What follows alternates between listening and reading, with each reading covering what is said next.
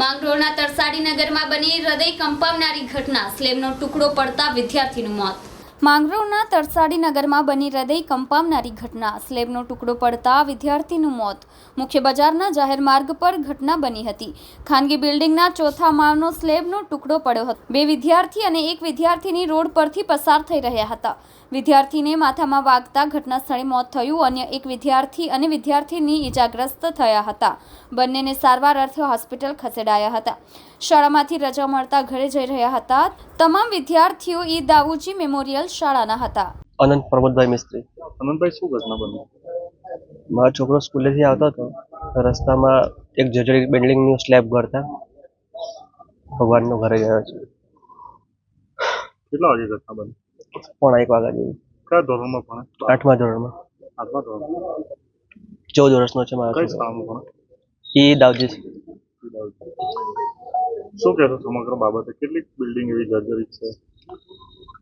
બિલ્ડિંગના ગામમાં ઘણી ઘણી એવી છે, પણ આપણે એવું જ કહેવા માંગીએ છીએ કે મારા છોકરા સાથે જે થયું તે બીજાના છોકરા સાથે ના થાય। મારા છોકરાને ઇન્સાફ મળે બસ। પણ જવાબદાર વ્યક્તિ જે કોઈ જવાબદાર વ્યક્તિ છે એમને ખિલાફ કાર્યવાહી થાય। કોસંબા પોલીસ સ્ટેશનના તરસાડી નગરની અંદર આજે બપોરના અંદાજે 12:30ના અરસામાં સ્કૂલના બાળકો છૂટીને પોતાના ઘર તરફ જઈ રહ્યા હતા। એ વખતે તરસાડી નગરમાં એક કોમ્પ્લેક્સમાંથી ત્રીજા માળના ગેલેરીનો પોપડા નીચે પડેલા। તેમાં એક દર્શીલ અનંત મિસ્ત્રી નામના 14 વર્ષના બાળકનું માથામાં ગંભીર ઈજા થવાના કારણે મૃત્યુ થયેલું છે। આ સિવાય અન્ય 2 બાળકો અંદાજે ઉંમર 14 વર્ષની આસપાસના, જેમાં એક છોકરી અને એક છોકરાને પણ ઈજાઓ થઈ છે। આ બંને જે ઈજા પામનાર બાળકો છે એમની હાલમાં શારીરિક તપાસણી જે છે એ હોસ્પિટલમાં ચાલી રહી છે અને સારવાર ચાલી રહી છે। બંને આઉટ ઓફ ડેન્જર છે, એટલી સિરિયસ ઇન્જરી નથી થઈ, પરંતુ મૃતક બાળક દર્શીલ જે છે એનું મૃત્યુ થયું છે એ બાબતની કાર્યવાહી કોસંબા પોલીસ સ્ટેશન તરફથી કરવામાં આવી રહી છે। બાળકની ડેડ બોડીનું પોસ્ટમોર્ટમ કરવામાં આવશે અને એમના વાલી વારસોને સોંપવામાં આવશે અને આ બાબતની આગળની જે કાયદેસરની કાર્યવાહી છે એ કોસંબા પોલીસ સ્ટેશન દ્વારા કરવામાં આવી રહી છે। સર, બિલ્ડિંગ કોનું છે એવું કઈ બાબતે ધ્યાન આવ્યું?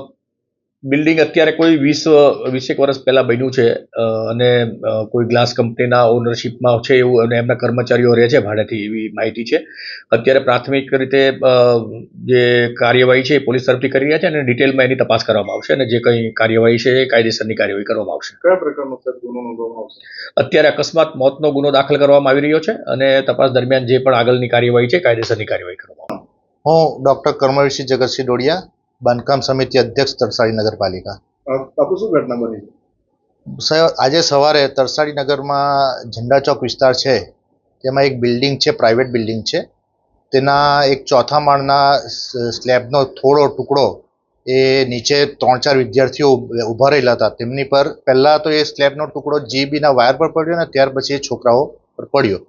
તો છોકરાઓ પર જેવો પડ્યો તેમાં એક છોકરાને સીધો માથા પર જ જોરમાંથી વાગ્યો હશે, એટલે ત્યાં ને ત્યાં મૃત્યુ પામ્યું અને બીજા 2 થી 3 વિદ્યાર્થી હતા, 3 વિદ્યાર્થી, તેમને અમુકને થોડી માથામાં ઈજા છે, કોઈને હાથ પર ઘસરકો ને એવો છે, તો તે લોકોને પ્રાથમિક સારવાર માટે નજીકની ખાનગી હોસ્પિટલોમાં મોકલવામાં આવ્યા છે। બાપુ, આ બિલ્ડિંગ ક્યારે પંચાયત પાલિકાની અંદર રજીસ્ટર્ડ થયું? આ બિલ્ડિંગ 1995માં રજીસ્ટર્ડ થયેલું, એટલે આકારણી થયેલી છે 1995માં। ત્યારે ગ્રામ પંચાયત હતી, ત્યારે નગરપાલિકા નહોતી, એટલે 1995માં જ્યારે ગ્રામ પંચાયત હતી ત્યારે આકારણી થયેલી છે। એમાં કોના નામ પર એ બિલ્ડિંગ રજીસ્ટર્ડ છે?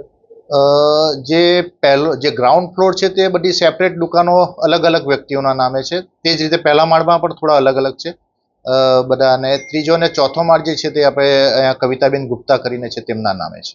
ત્યાં કોણ રહેતું હતું આ બિલ્ડિંગ? ત્યાં અહીંયા તે એક ગ્લાસ ફેક્ટરી છે, તેમના બધા કર્મચારીઓ રહેતા છે।